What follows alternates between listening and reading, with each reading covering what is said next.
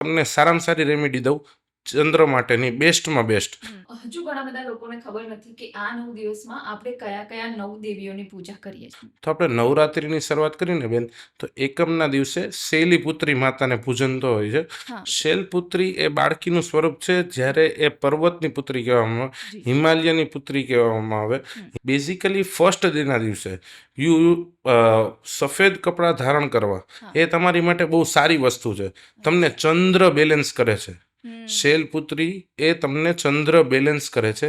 એના કારણે તમને સારામાં સારી રેમેડી દઉં ચંદ્ર માટેની બેસ્ટમાં બેસ્ટ, કે ચંદ્ર માટે તમે યુઝફુલ કરી શકો. તો તમે દૂધની કોઈ પણ મીઠાઈ હા. માતાજીને અર્પણ કરો છો, પણ એક વસ્તુ એડ, કે તમે ઘઉંના લોટનો દીવો બનાવવાનો, હા. ઘી પૂરવાનું, સિંગલ વ્હાઇટમાં ચોખા નાખીને દીવો પ્રજ્વલિત કરજો. એની ઇફેક્ટ આખી અલગ હશે. તો એક રેમેડીથી મીઠાઈ કરશું ને તો આપણું કામ થઈ જશે, આપણા ગ્રહ પણ બેલેન્સ થઈ જશે, અને માતાજીને પણ આપણે રાજી કરી શકશું આગળ જતા.